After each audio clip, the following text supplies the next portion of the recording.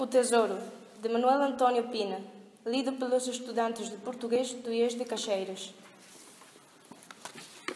Há muitos anos, no tempo em que o teu pai andava na escola, num país muito distante, vivia um povo infeliz e solitário, vergado sob o peso de uma misteriosa tristeza. O céu era alto e azul, os campos férteis, o mar e os rios cheios de peixes, e de vida, as cidades quentes e luminosas. Mas as pessoas que passavam entreolhavam-se com olhos tristes, caminhando apressadamente e sumindo-se dentro das casas. E quando se encontravam umas com as outras, nos cafés, nos empregos, na rua, falavam baixo, como se alguma coisa, um segredo terrível, os amedrontasse. Quem, vindo de outras terras, chegava ao país das pessoas tristes, não o compreendia. As pessoas eram boas e afetuosas e aparentemente só tinham motivos para ser felizes. Mas quando lhes faziam perguntas, as pessoas afastavam-se e não respondiam, ou mudavam delicadamente de assunto pedindo desculpa. Às vezes, porém, os visitantes demoravam-se mais tempo e depressa faziam amigos, porque era muito fácil fazer amigos naquele país. E esses amigos levavam-nos então às suas casas e, depois de terem trancado bem as portas e fechado todas as janelas, revelavam-lhes o segredo da sua tristeza. Contavam-lhes que o povo daquele país tivera um dia um imenso e belo tesouro, e que alguém lhe roubara, e que era um tesouro tão grande e tão valioso que, sem ele, não podiam ser felizes. Um tesouro? Perguntavam os visitantes muito surpreendidos. Sim, um tesouro, a liberdade. A liberdade? Um tesouro? Os visitantes não queriam acreditar porque, nas suas terras, a liberdade era uma coisa comum, quase sem importância. Toda a gente era livre de fazer o que quisesse desde que não fizesse mal a ninguém. E isso era tão normal que as pessoas nem davam pela liberdade. Eram livres do mesmo modo que respiravam e ninguém dá conta de que respira. Respira e pronto. Sim, a liberdade é como o ar que respiramos, diziam-lhes os seus novos amigos tristemente.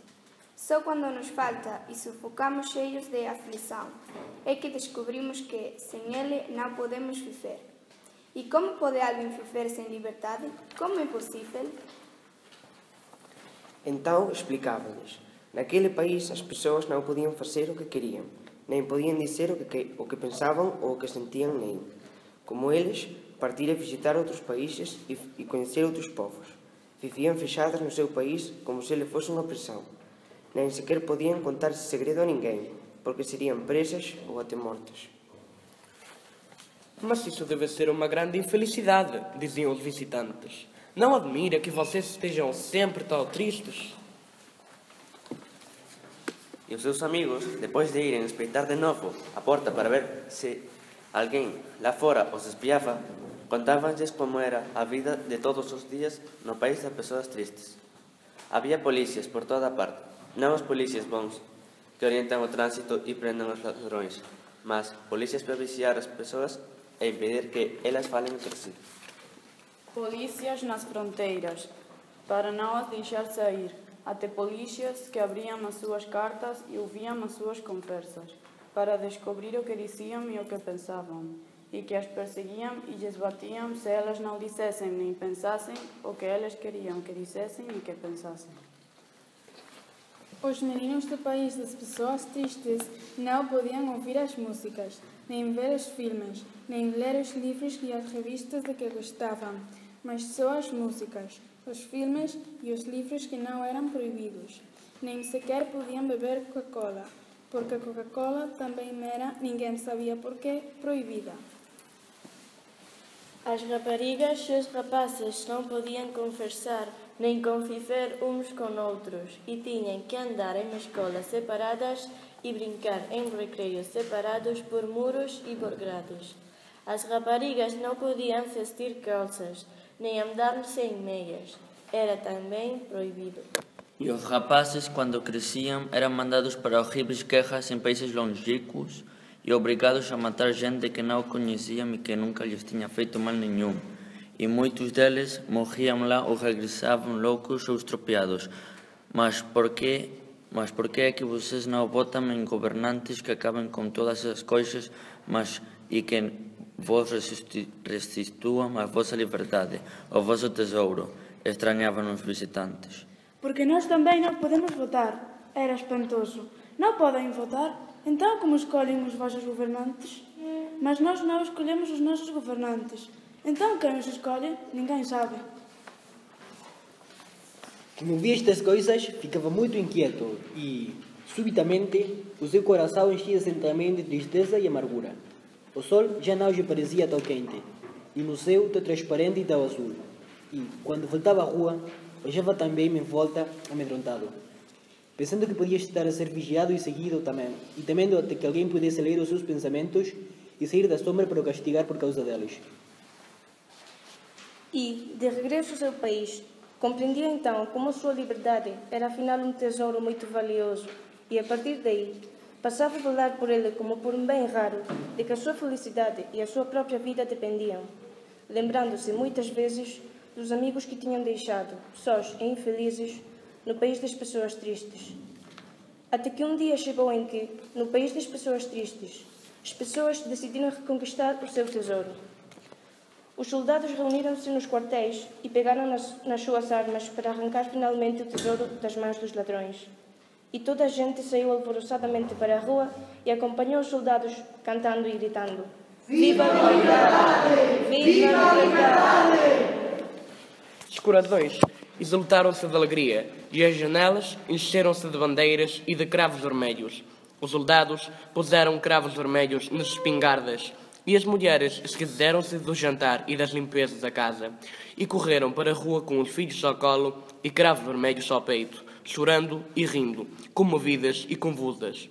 As pessoas que tinham sido expulsadas e obrigadas a refugiar-se longe regressaram. As portas das cadeias abriram-se e os presos voltaram a casa.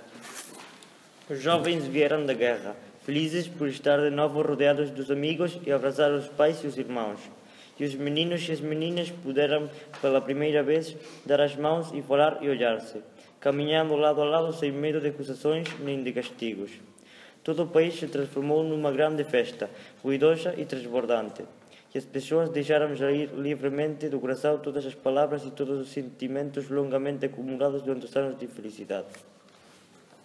Era o dia 25 de abril e, porque foi nesse dia que aquel povo recuperou o tesouro da liberdade. Ese día pasou para sempre a chamarse o Día da Liberdade. Tudo isto aconteceu há muito tempo. Ainda tu não tiñas nascido, num país muito distante. Ese país, agora, já não se chama País das Pessoas Tristes. Chama-se Portugal e é o teu país. E o tesouro pertencente a ti. És tu que agora tens que cuidar dele, guardando muito bem no fundo do teu coração para que ninguém te roube outra vez. Porque esta história não é uma história inventada. É uma história verdadeira. Aconteceu mesmo. Pergunta aos teus pais ou aos teus professores e eles contar-te-ão mais coisas sobre o país das pessoas tristes e sobre o Dia da Liberdade.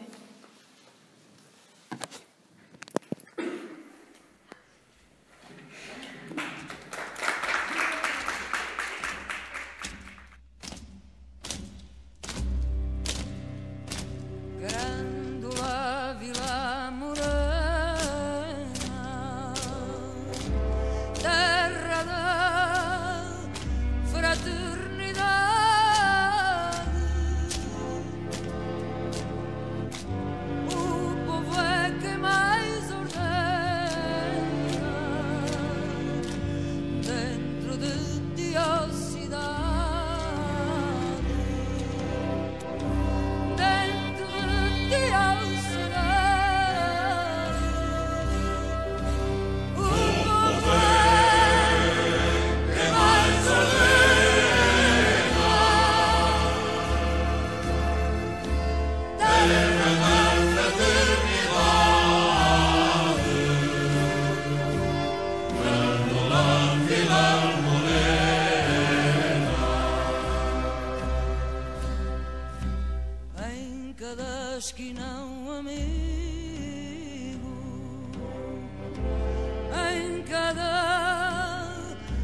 gosto e igualdade.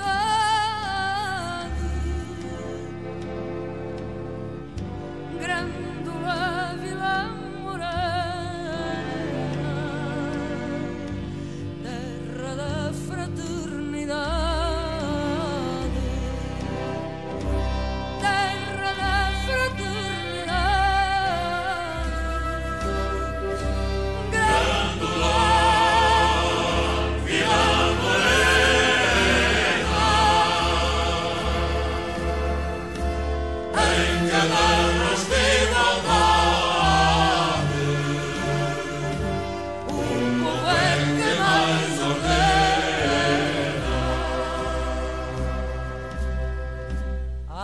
Sombra do Mazinhão.